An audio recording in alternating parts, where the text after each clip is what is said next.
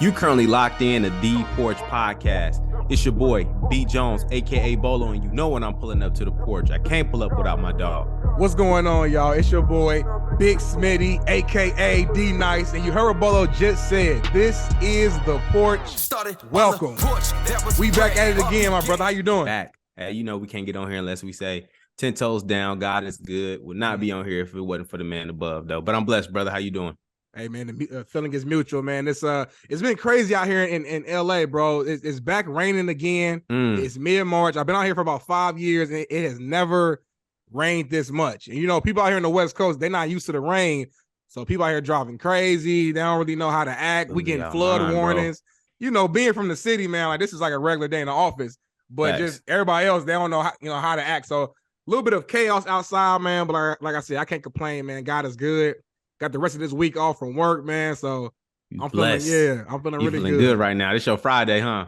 Jeez, bro. I ain't had no days off in a minute. You know, NFL season is a grind. So when NFL season ends is when people start using their PTO and just get some time off. So I feel really good to just have some time to breathe, man. Wifey birthday this week, man. So happy birthday. Yes, sir. In case I don't get to it, tell her happy birthday. Birthday blessings. Absolutely. Some things planned. So she'll be a fun one. And again, man, we say this every episode, man. We just keep getting better and better. We got another very special guest on the show, man. I got to give him his proper introduction. He's from the greatest city in the world, man. That's right, Indianapolis. Naptown's in the building. Hey. He's a rapper, songwriter, producer, and he's also an educator. The one and only Skypp. Welcome to the Porch. What's going down? Thank y'all for having me, man. It's a pleasure to be here with y'all. Absolutely. Absolutely. Yes, sir. And I'm loving the shirt he got on, bro. I know you peeped I was about to say, I know. And now I feel like I'm gonna get back into a wall. Man. You know, we got two of Nap's finest, you know, on the porch right now. So let's just clear the airway right now. All right. I gotta ask you, Skypp, best chicken, Indy or Chicago? Ooh, why you ask me that? You know what I'm gonna say. Come on now. Oh my God. But what's our spot? What's our spots in Indy though? Put us on game. Put me on game. Put the Porch on game.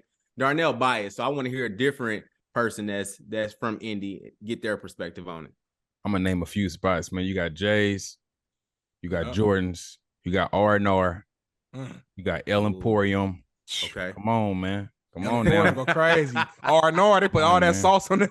R&R, I'm familiar with R&R. They put it on the fries too. Yeah, R&R is for the ghetto. You know what I mean? But El Emporium, man, that's that one that's out in the suburbs. But get you going.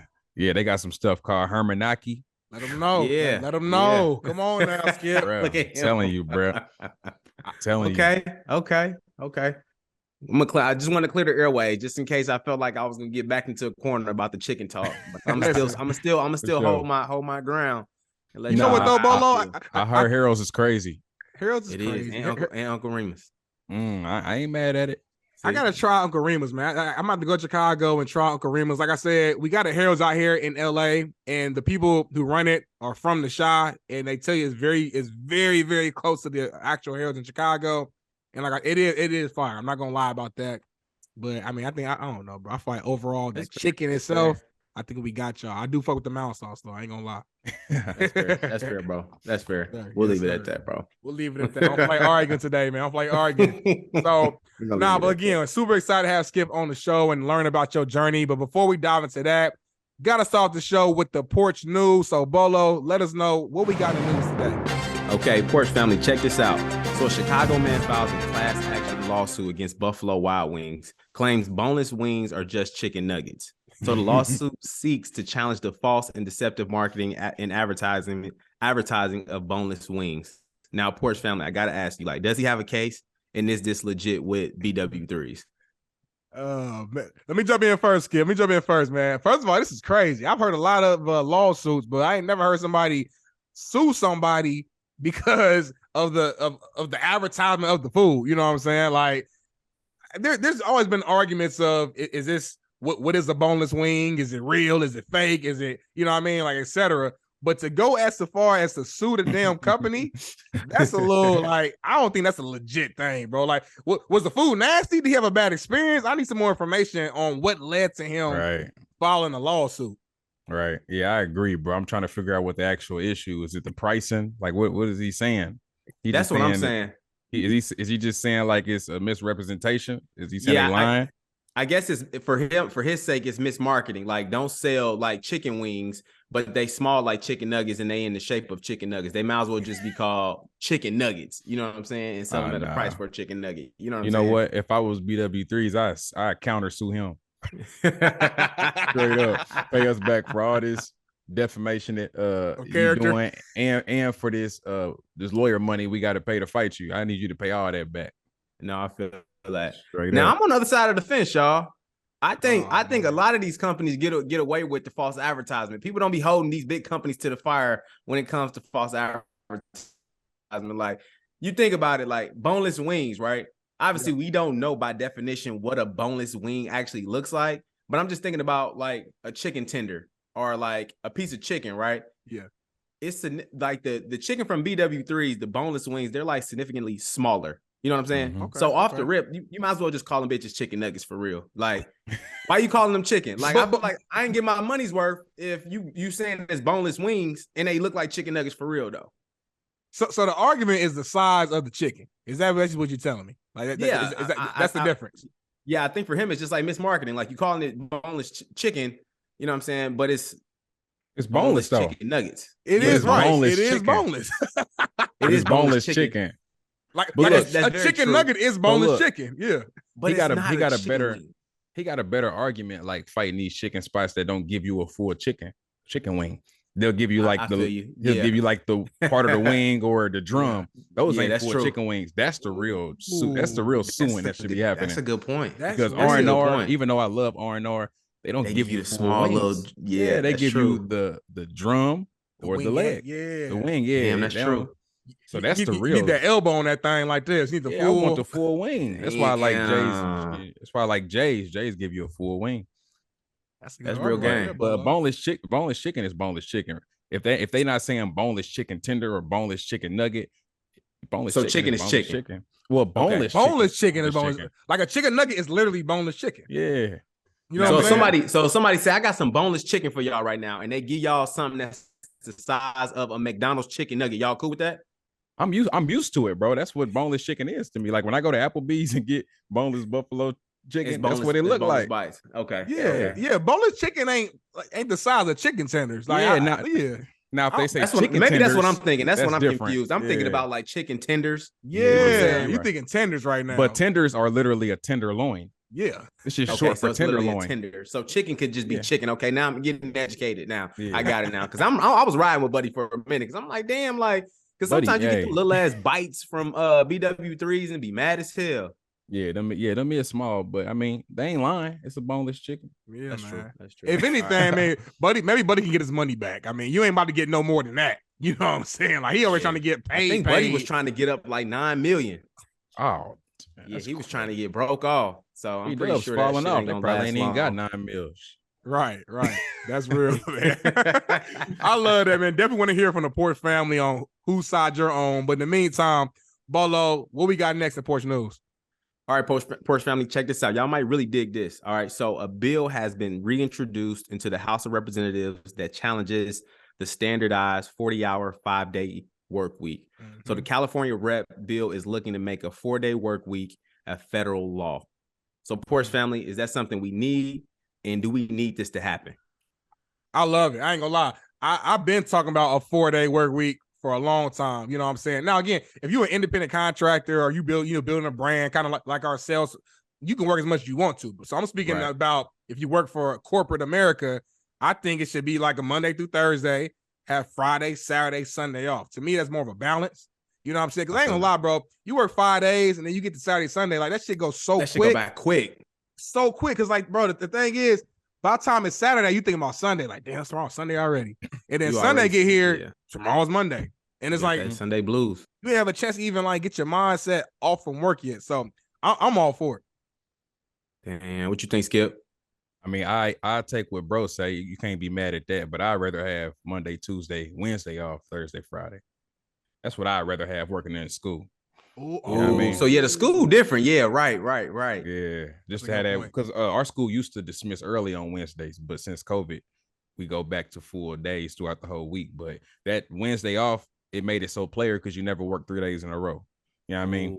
Now, if people want to, you know what I mean, go work overtime for other jobs other than schools, like that's cool, right? They ain't saying that would be illegal. You can still work overtime, right?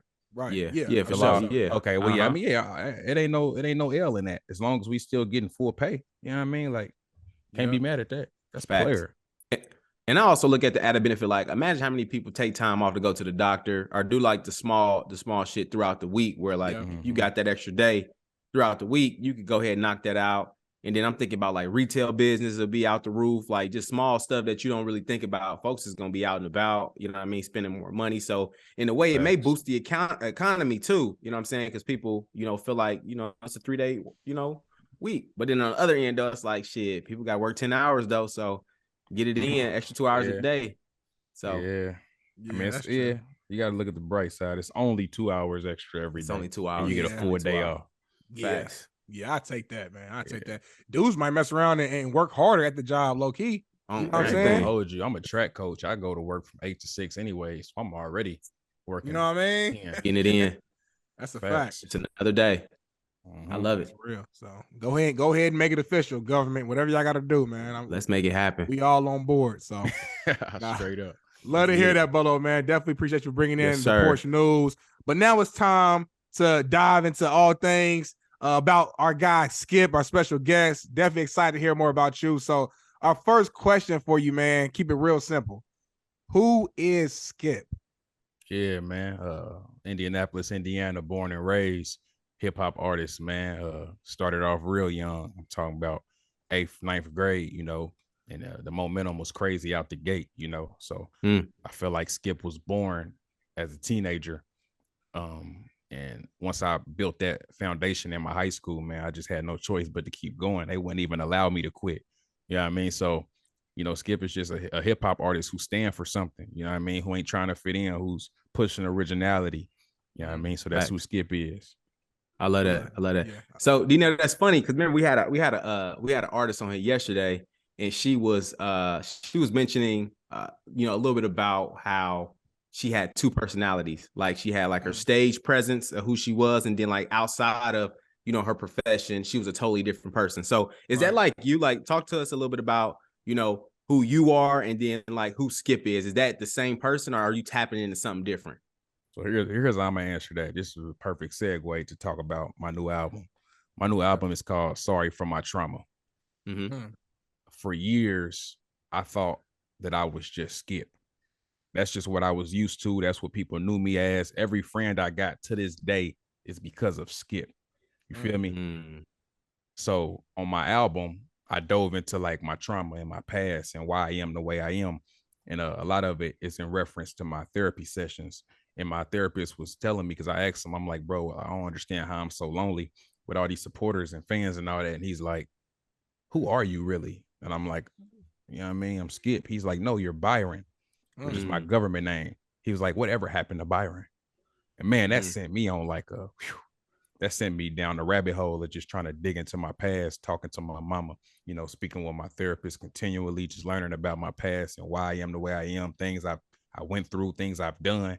You feel me? So I got a song on my album called My Real Name is Byron, where I just break down all my trauma, break down the times my cousin was touching on me, break down living in the ghetto with nothing. You know what I mean? Like just trying to forget all this glamour and fame, local fame that I've garnered over the years, and just think about who I am as a person without all that. So she is absolutely right, bro. You got to have a balance between who you are in your professional life and who you are in your personal life, because if you super heavy on one side, the other side is being neglected, and it's the balance ain't there, bro. So she is absolutely spot on, bro, and it's really dangerous. I don't think artists realize it.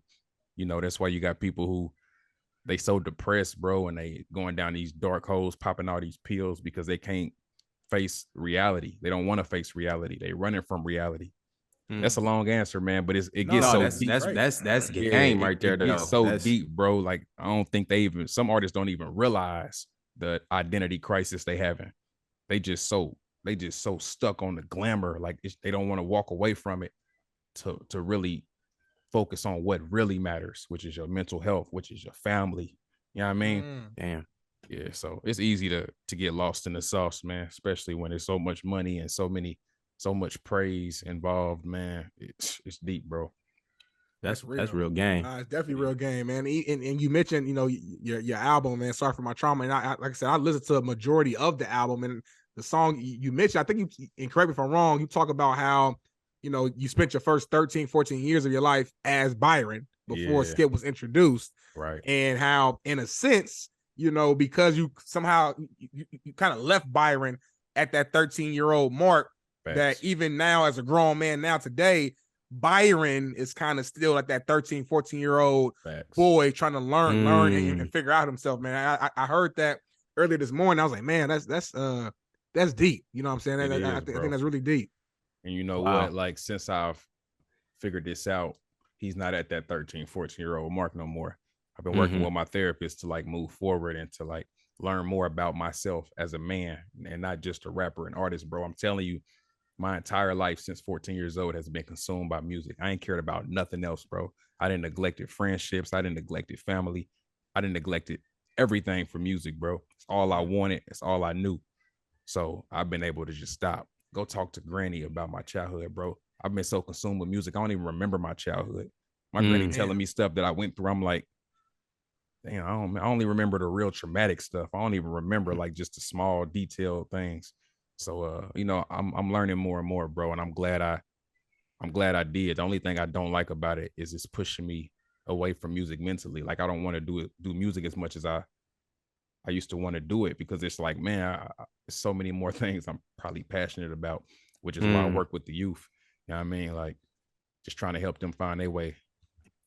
Wow.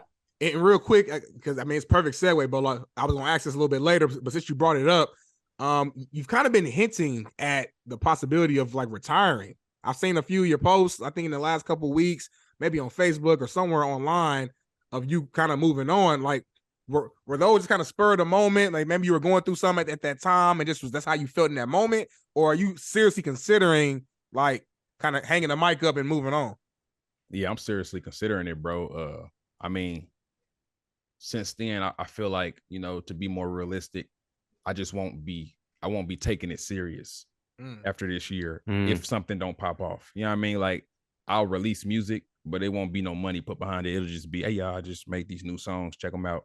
You know what I mean? Yeah. But like dumping all this money into it, bro. And don't get me wrong, bro. I've seen great success. I've lived shit that people dream to live.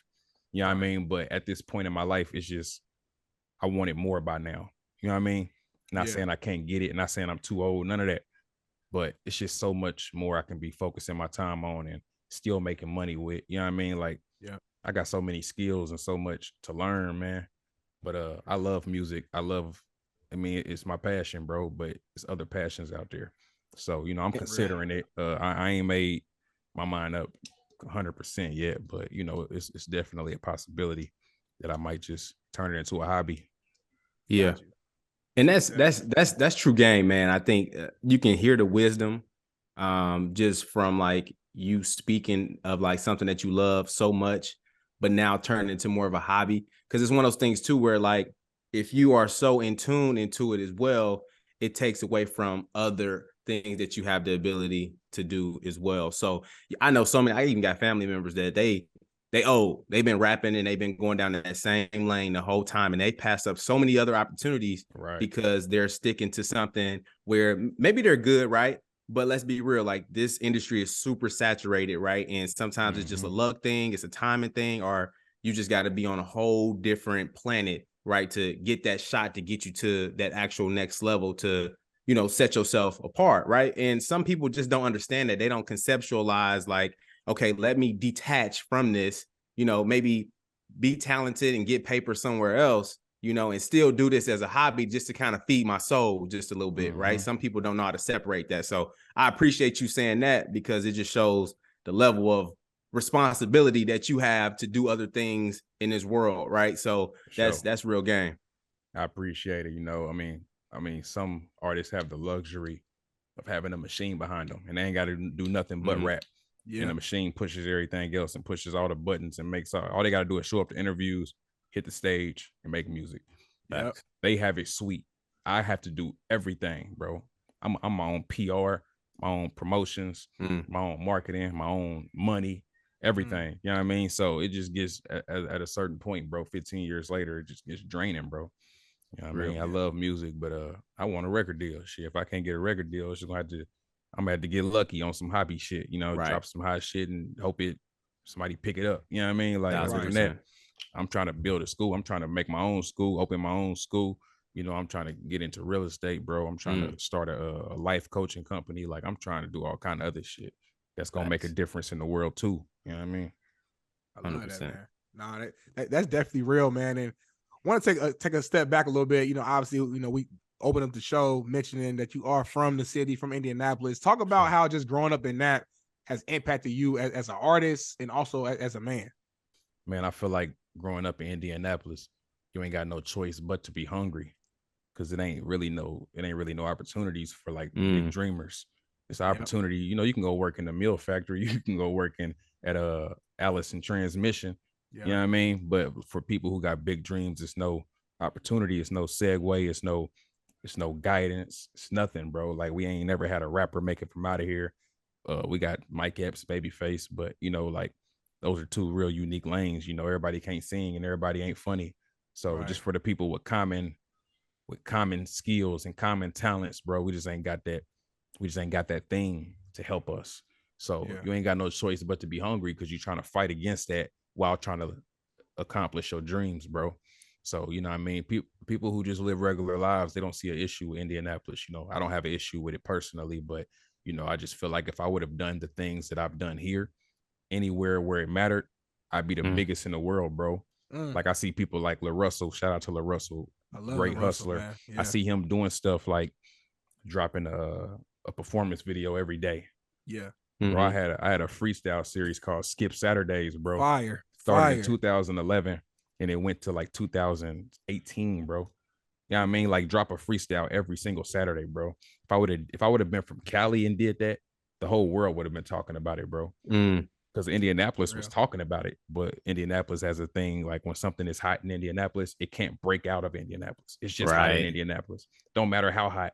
Rappers like Debo, Lil E, super hot in this city, but it just won't break out of the city. It's just hot in the city. But if you're the hottest person in Atlanta, then you'll become the hottest person in the world because it matters. That's true. You know what I mean? So just being from Indianapolis, it just make you hungry, bro. But you know, the thing is, you got to not get burnt out, because when you see like, damn, I done did this dope historical shit, bro. I done been number 6 on the iTunes charts. Ain't nobody from here ever did that. But it don't mean nothing nowhere else. Nobody else sees it. So I'm hungry, but you know, it's also discouraging, you know, and it's a dark cloud over the city with all the murders and all the violence, bro. You know, but it is what it is, and I love it. You see, I'm rocking it, bro. You know, it's a struggle, but it's beauty in the struggle, like Cole said. And if you ain't got the grind or the heart for it, then get up out of here. You know what I mean? It is what it is. That's real. So my question, so for a little bit of background. So I've been in Indy probably like 7 years, right? So I got the best of both worlds, right? So I've experienced life outside of Indy, where honestly I didn't know what Indianapolis was, just like everybody else from the outside think it's just like cornfields and stuff. But then once you get into the city and you start to experience the culture a little bit, you know, it's hidden gems in a lot of areas, and it's a lot of talent in places like that as well. Once you get into the city, it's like you said, it's like a door that is shut. Once you actually get into the city, that closes everybody out. And like a lot of people from the outside looking in look at Indy like, okay, that's just Indy, right? So I guess what's one of like the biggest like misconceptions about Indy that you can think of that, you know, people, you know, portray when they're talking about Indy? I think the biggest one is the problem in the Midwest period, where they just feel like it ain't no black people in Indianapolis. Like when you think of Indiana period, it's just like, oh, that's Larry Bird. You know what I mean? Yeah. But man, bro, I mean, when I speak to my people, they be like, there's no white people here. But that's because they stuck in their community and they don't move out. They don't leave that community, bro, because it's so secluded, bro. Like nobody does nothing. They don't leave. They don't see the rest of the world. But the biggest misconception, bro, it's a whole community of poverty-stricken, traumatized people, just like every other major city, though. Like every major, you can go to Boston, Massachusetts, and you're gonna find the hood, bro. You know what I mean? So it ain't just an Indianapolis thing. It's a misconception period where people be like, yeah, you'll see a street nigga, he'd be like, yeah, I'm from Massachusetts. The motherfucker be like, Massachusetts, bro. Ain't no black people in Massachusetts, but it's probably going down in Massachusetts. You just only know about Boston. Right. You know what I mean? But that's real. Yeah, that's really the biggest one. Like, people know it's a major city. You know, All-Star game would be here next year. We done had a Super Bowl. This is where the March Madness come. A lot of times they know it's a big city. Yeah. But, you know, it's just not much. Like, all they know is Peyton Manning and Reggie Miller, who's basically white. You know what I mean? Respect to Reggie. Facts. I don't even talk like that. No, that's real. Public. But you know what I mean? Like, they just don't see it. And they don't know. We ain't never had a rapper make it. They don't know what kind of music we got. They don't know nothing, bro. So you can't even blame them. Right. You know? Right. It's crazy you mentioned that, Skip, because like every time I meet people out here and I tell them like, yeah, I'm from Indianapolis, and like most people, they're like, huh? Like they don't even either one, they don't know where it's at, or two, is like what you just said. Like they'll ask me, is this all white people out there? And I'm like, I'm kind of like what you just mentioned, Skip. When I grew up, bro, I was just out east. Like I didn't go anywhere else. I didn't go out west. I didn't go to Carmel. I mean, like just literally out east. So like you said, to me, Indy always had a lot of black people because that's all I've been around. You know what I'm saying? 21st and Shaylin, German Church, Post Road. Like I'm just in that area until I got like a little older and I could move around myself. And you know, the homie got the car, could pick you up. Now it's like, oh, okay, damn, Carmel, nice.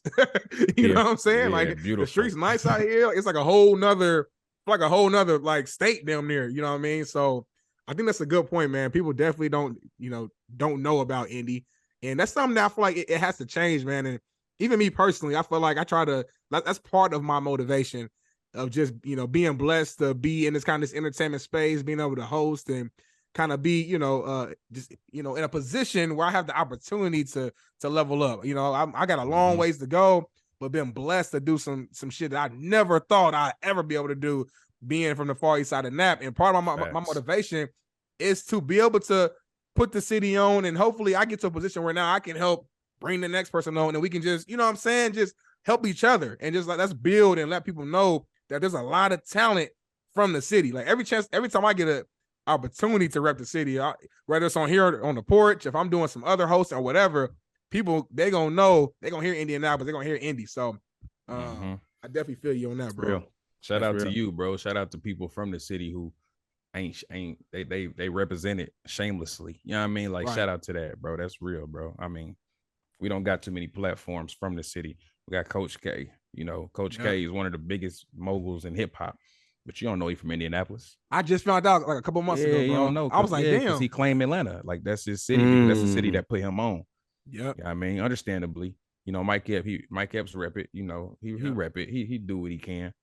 You know what I mean? But shout out to you, bro. Shout out to people who ain't ashamed to be from here.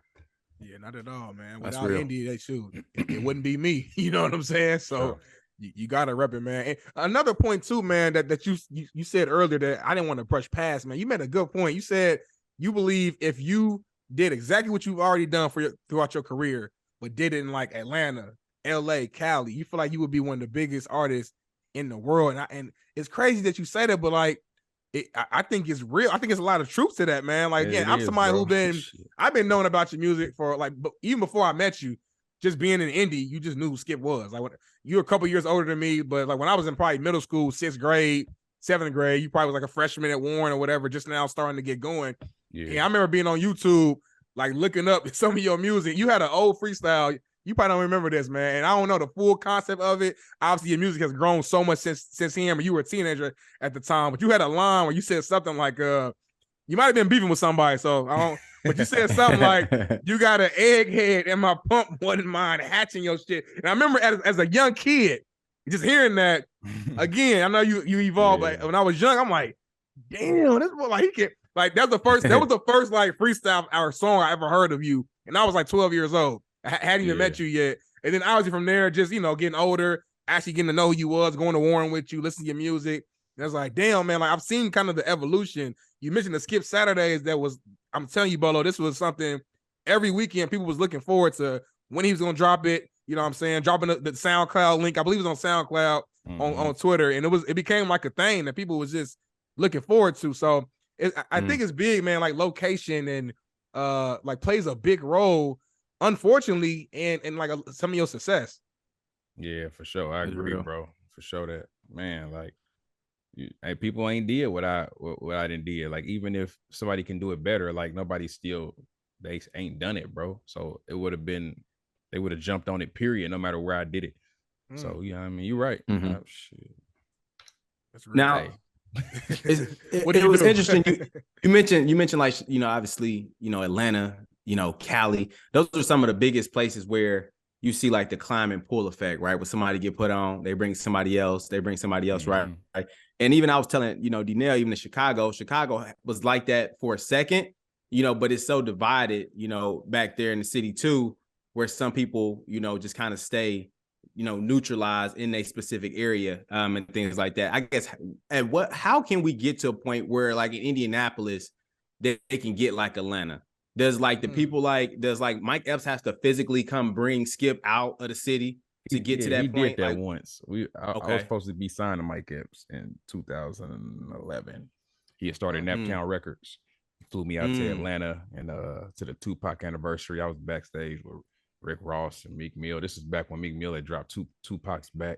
Yeah, I met Tupac mama. You know what I mean? Like, that was something that could have took off, but I was young, bro, and just too young, bro. And I feel like I rubbed Mike Epps the wrong way, and my actions caused him to, like, I don't know if it was the sole reason, but he just dissolved the whole label. Like, he just stopped. Like, he ain't want to do it no more. But I think it's gonna take a cosign. Coach K could easily take a person and put them on easily. That's a layup. But I feel like with all the dope shit we've done, it's gonna, like, everything we've done, it should have been more than enough to already bust the door down on our own. Yeah. So now I'm looking like it's gonna take a cosign, or it's gonna take next year's All-Star game, us making our presence felt while everybody is here. Like, hey, y'all in our city, we trying to build them relationships with the corporate people right now. Like, hey, y'all need to get us in on this All-Star shit. Like, yeah, we trying, bro. Like, when they have All-Star weekend in Atlanta, it's Atlanta people performing. Yeah, they represent for their city, but when they come here, they not thinking. They bringing people in about us. Yeah, because we ain't got nobody that's. I mean, they just don't know. You can't be mad at them. But it's gonna take an opportunity like this, or it's gonna take a cosign from one of our homegrown talents. Like, it's gonna take something outside of Indianapolis. There's nothing we can do here that's gonna matter anywhere else, bro. Like, we've tried a million things. People didn't.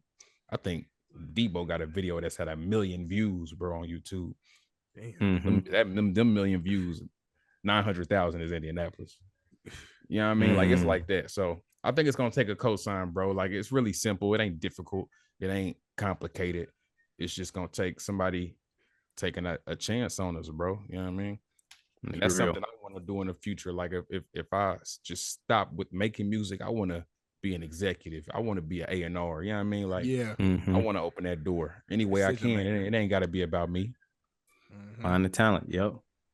That's real, man. That's real, man. And now you mentioned All-Star Weekend is coming to Indy next year. That's going to be a huge opportunity. I'm already same here, bro. I've been trying to make some moves and make some phone calls on my end already, because, like you said, it's just a big opportunity. It ain't been out there, I think, since the 85, I want to say. Been a minute, bro. Yeah, the last time.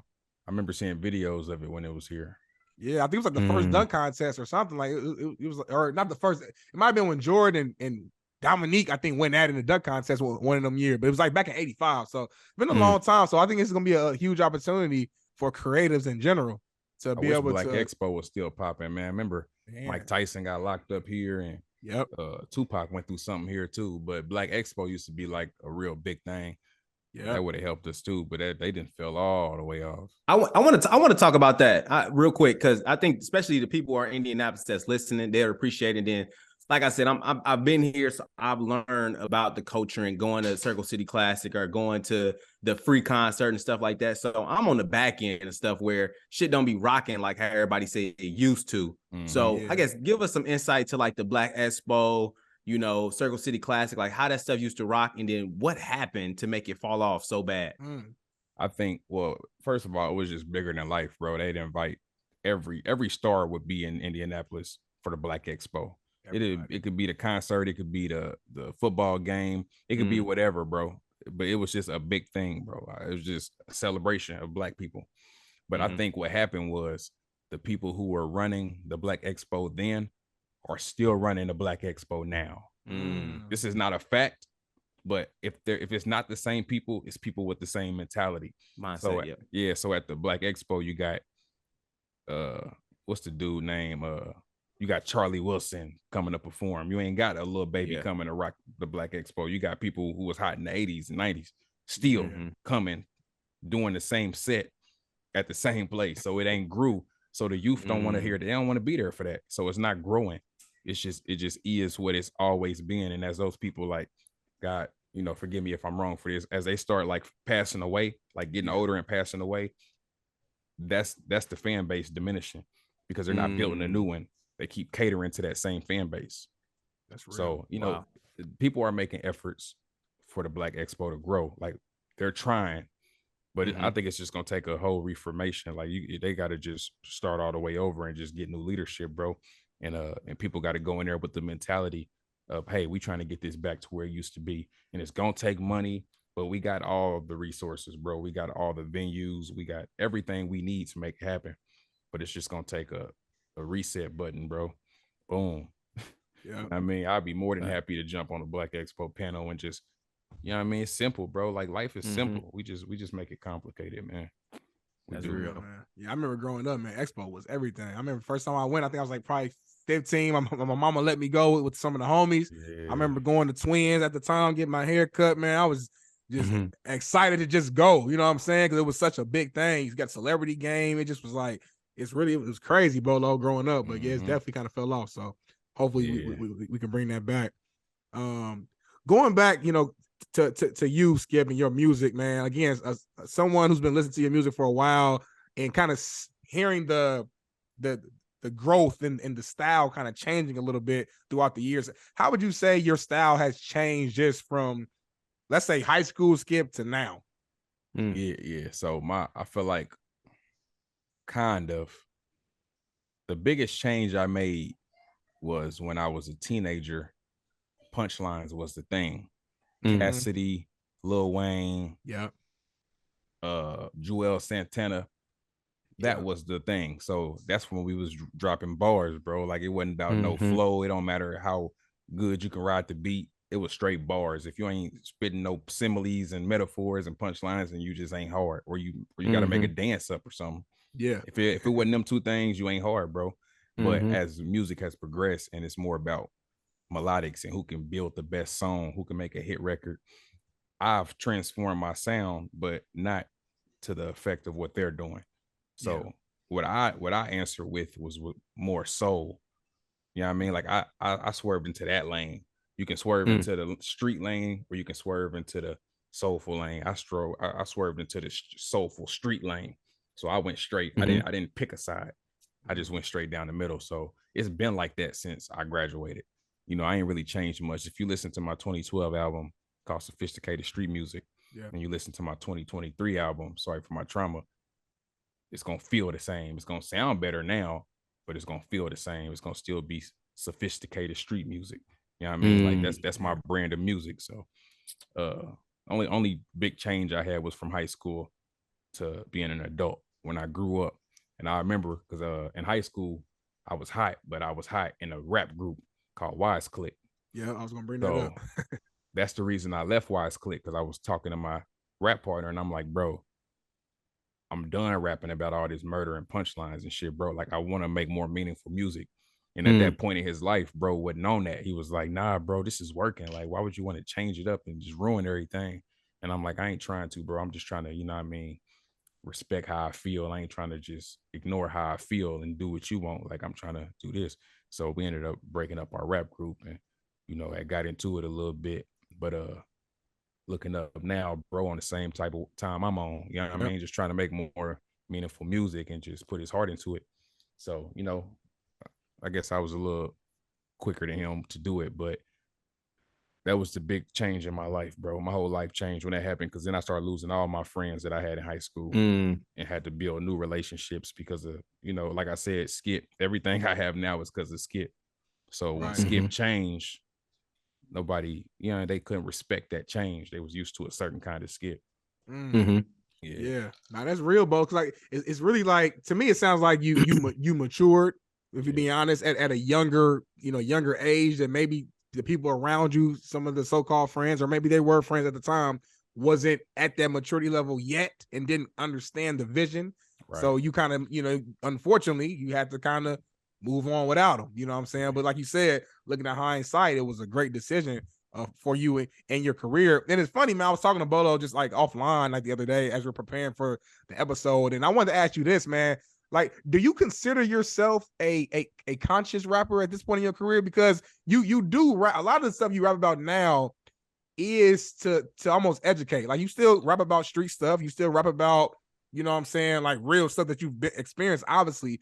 But to me, it's much more like when I listen to a Skypp song, I feel like I'm learning something. Like there's a real like teaching element behind it. Whereas, like you said, growing up, it was more so like, oh, what did you just say? It was like just like a, you know what I mean? Mm-hmm.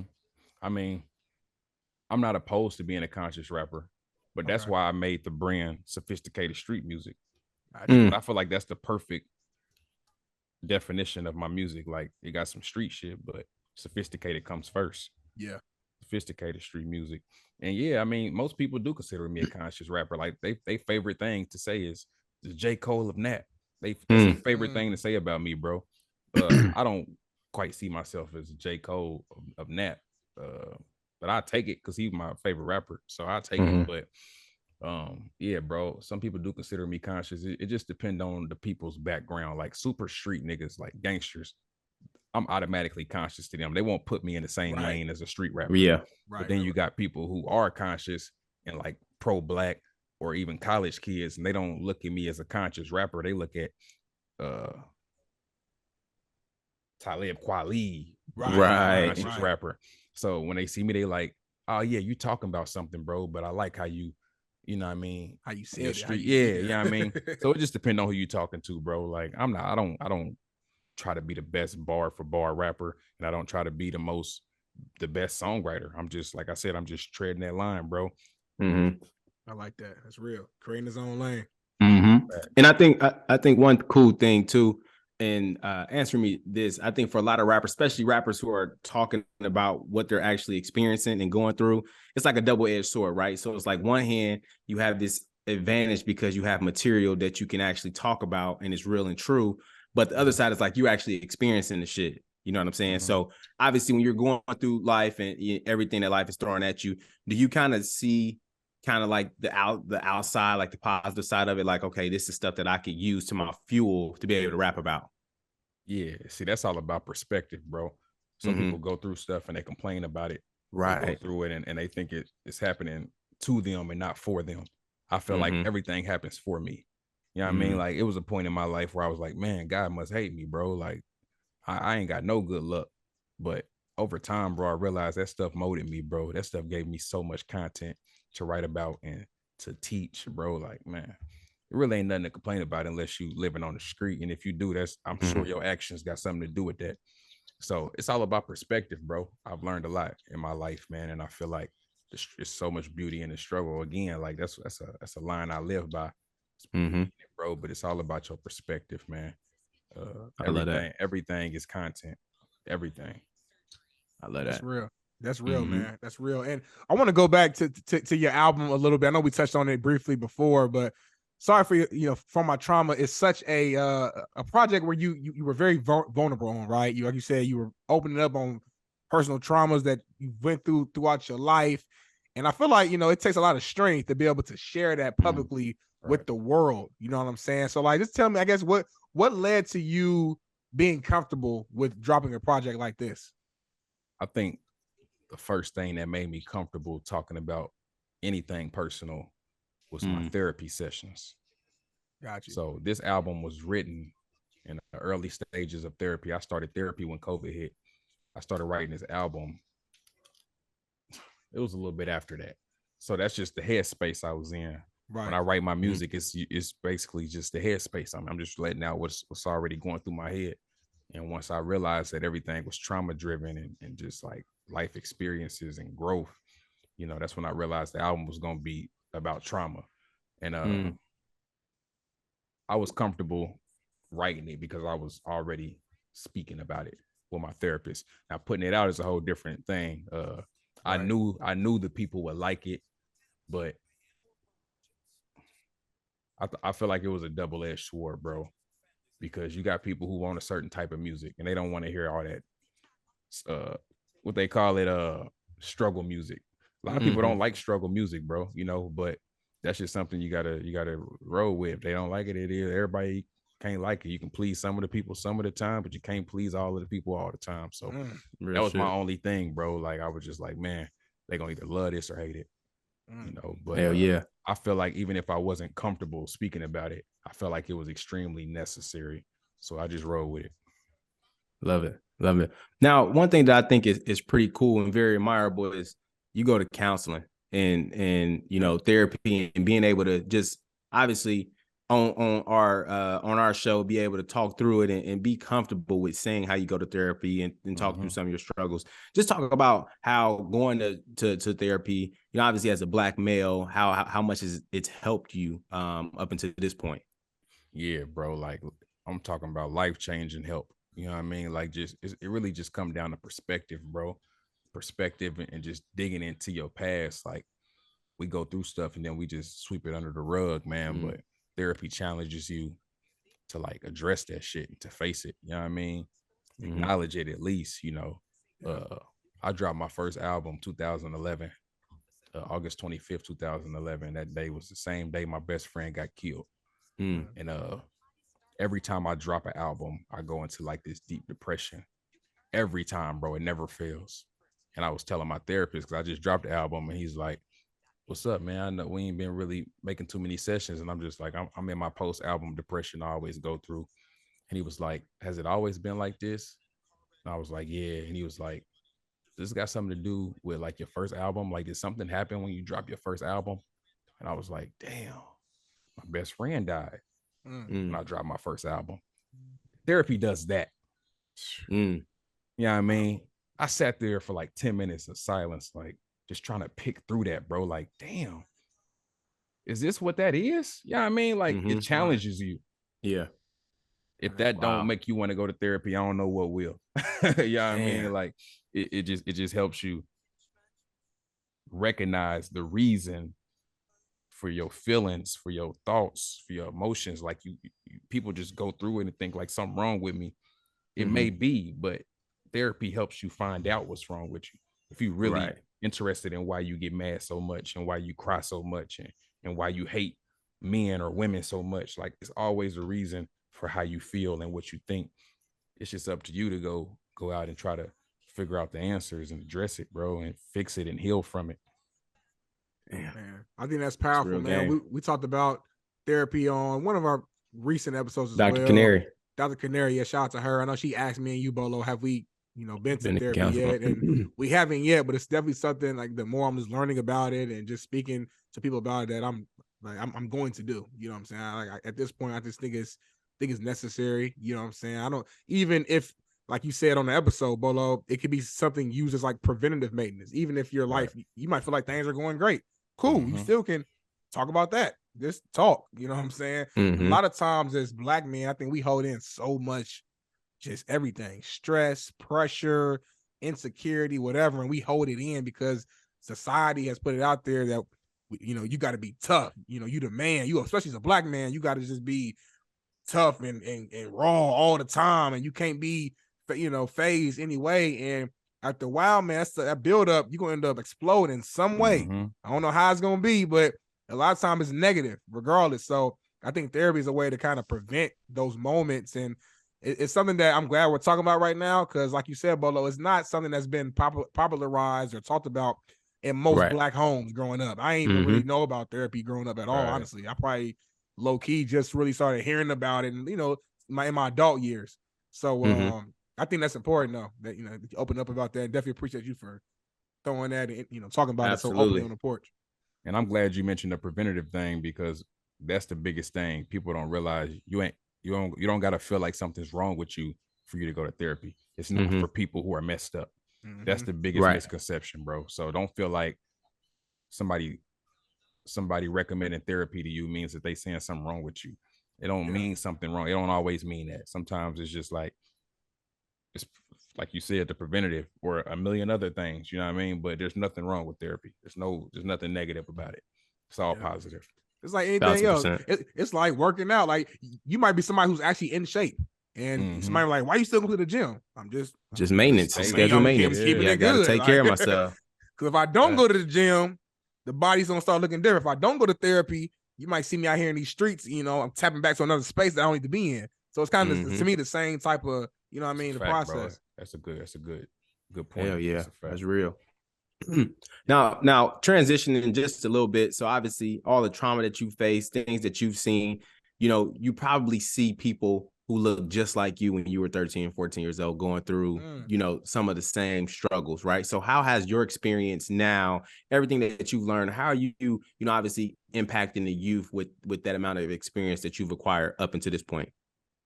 Well, that goes into me saying that I want to pour more energy into something else other than music.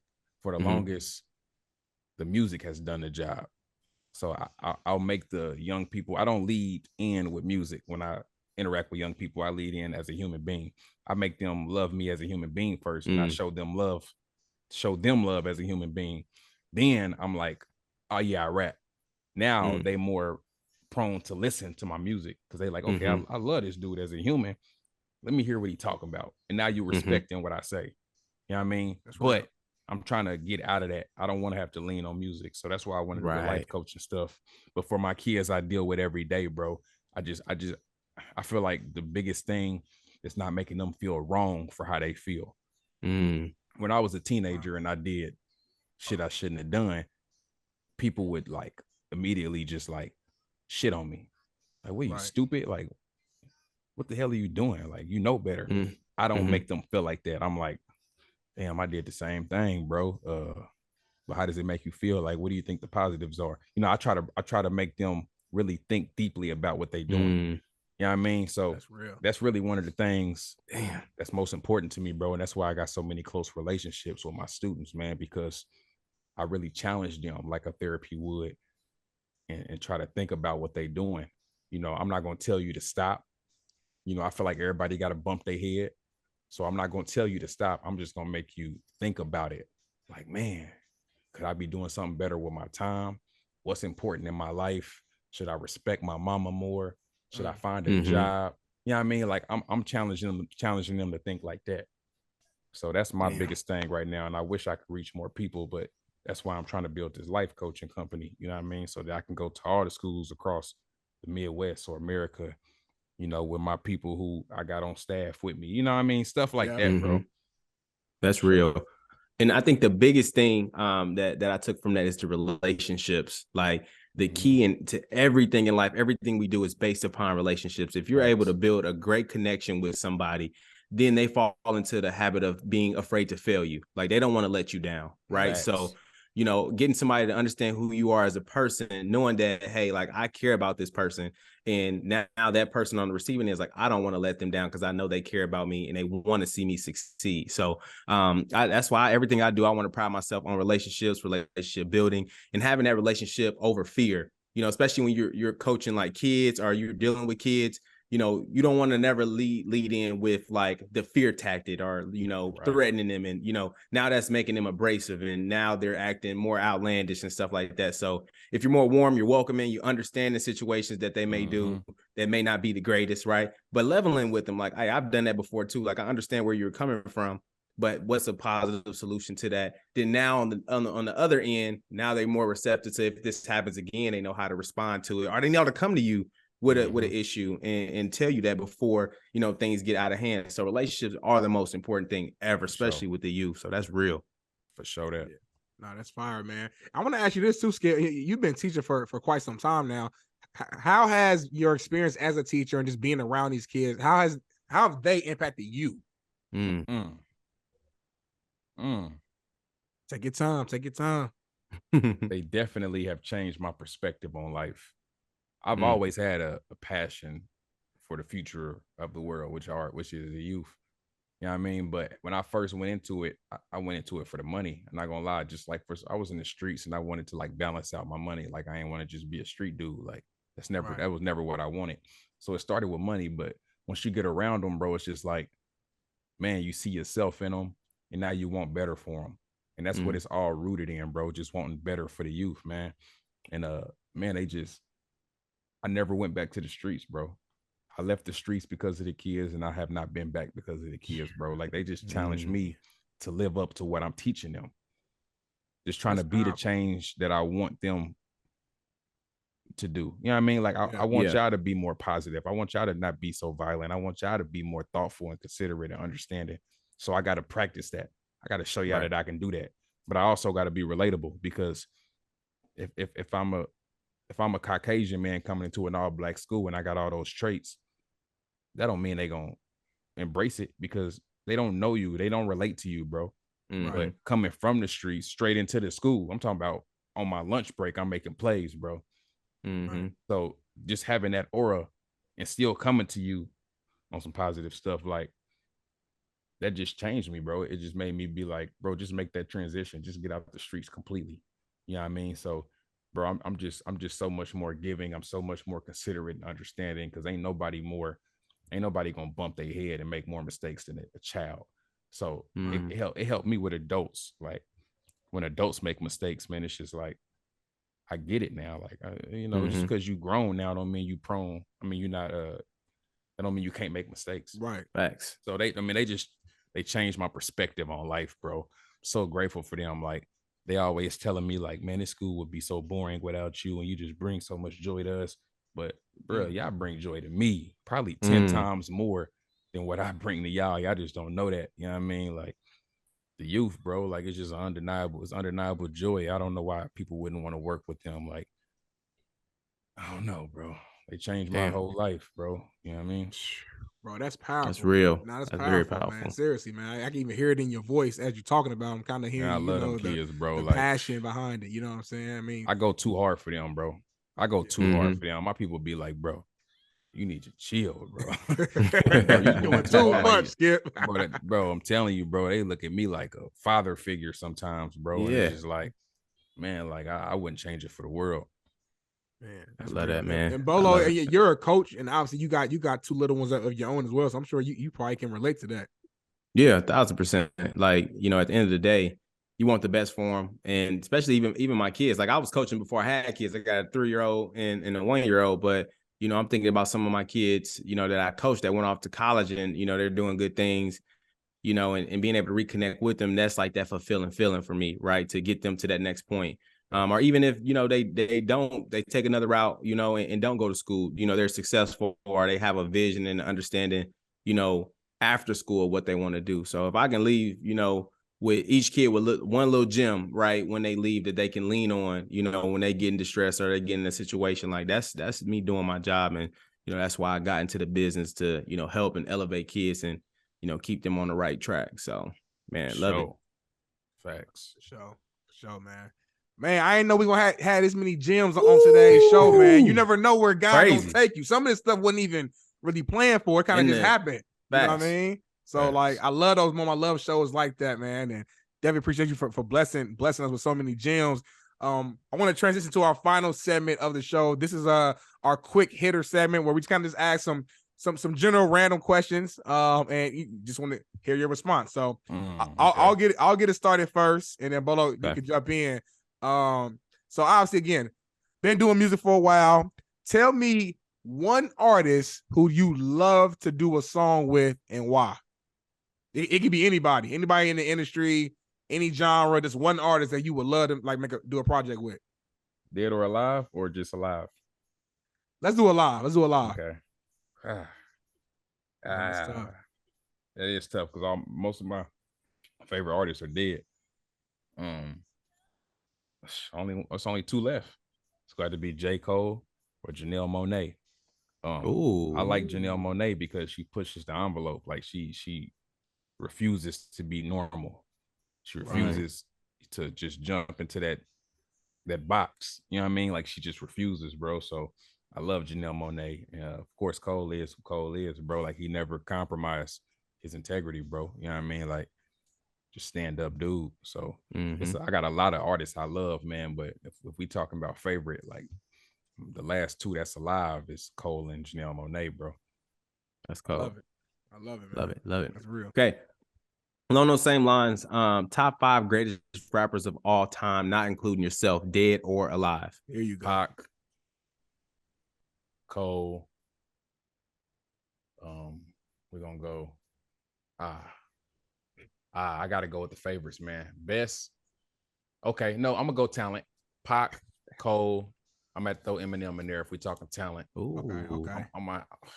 If we talking bars, I gotta throw Jay-Z, bro. Like, and how can you forget Lil Wayne, bro? Like, that's 5 right there. I think waiting on that. That is 5, bro. But I can go. I can keep going. If we doing all right, top who's 5, six man? Who's the 6th man? Who my 6th man?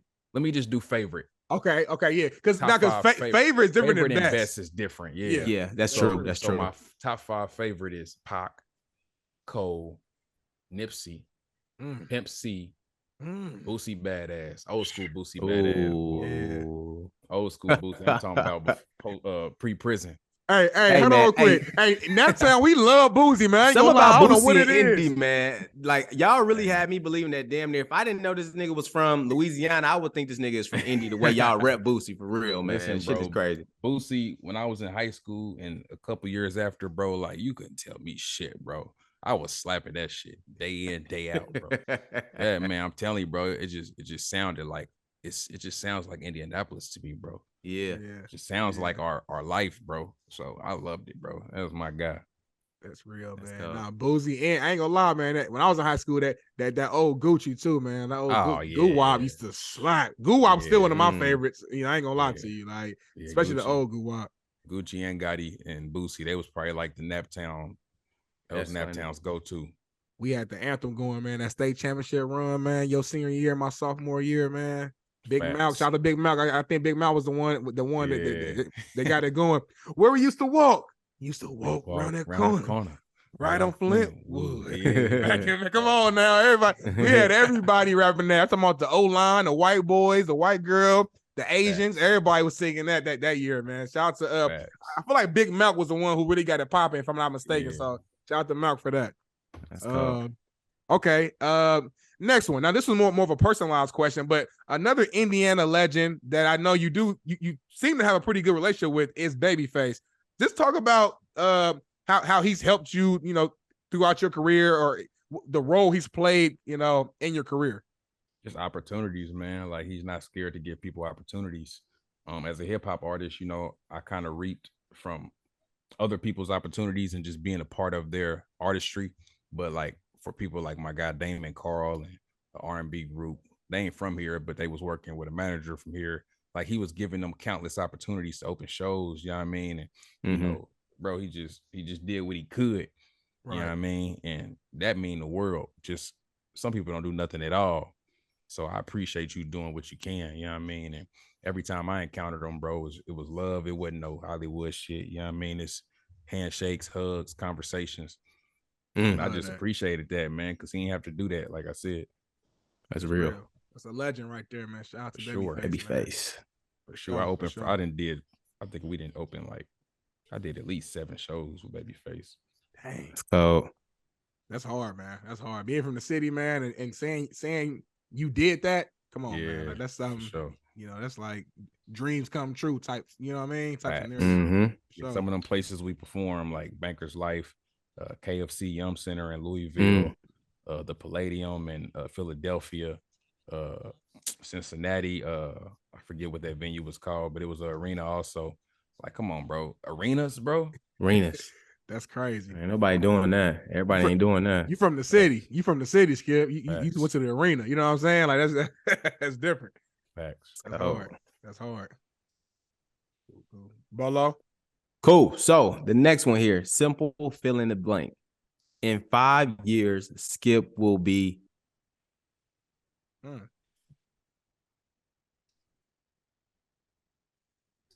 prospering. Whatever I choose, whatever path I end up going down, I'm a prosper, bro. That's one thing about me. I'm gonna make it make sense. Make it make sense. So I will be prospering, bro. I like that, man. Hey, it's in the air, Bolo. You know what I'm saying? It's in there. It's out. It's out there. We there. always say, if you speak it, he's in the universe. It's gonna happen. Whatever Skip's gonna be doing, tongue.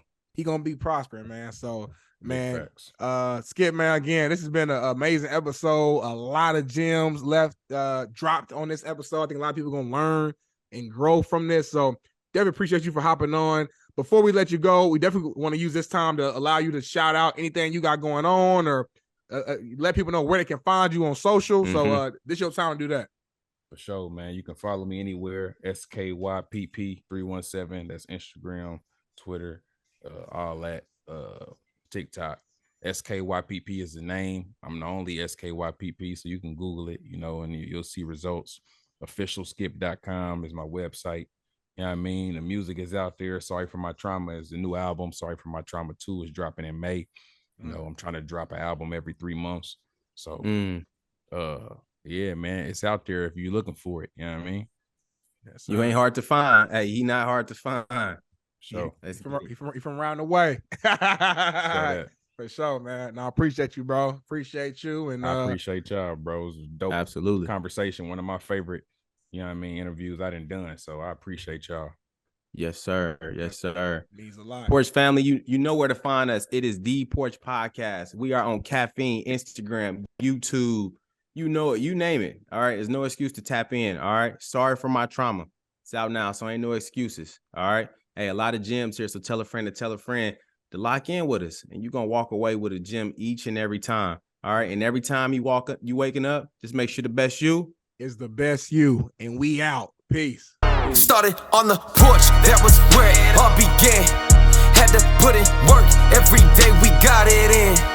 We chased all our dreams and now they can't believe it. We make it look easy, we achieving everything we needed. Now we undefeated. If we link, no, it's only business. If we get to speak and leave them speechless. I did things for free, but now it costs to see me. When you see me, you ain't gotta greet me. Just don't plot to sneak me. I'ma see it, I'ma stop and watch you lose and get defeated. What do we bleed? Came from the jungle, we humble but hungry and hunting to feed. People don't want us to leave. They love us and rush to the bus when we run in the streets, thinking we stunning the sea. We came from nothing to something, now up in the lead. Now we ain't coming in peace, hunting for blood and to crush everyone in the league. We got a reason, we put in work every day of the week, every month, every season. So many schemes, had to go hard for the team. We gave our all and succeeded. Came from the deep end, warming up pots, cooking ramen. At times that was all we was eating. Now we be feasting, 5-star restaurants every week. Whole team dripped in cloth and it's seamless. They looking hard when we step on the scene. Call us outcasts, we so fresh and so clean. Ain't about cash, please don't ask for a meeting. Just hit the stoop out the spaz on the beat.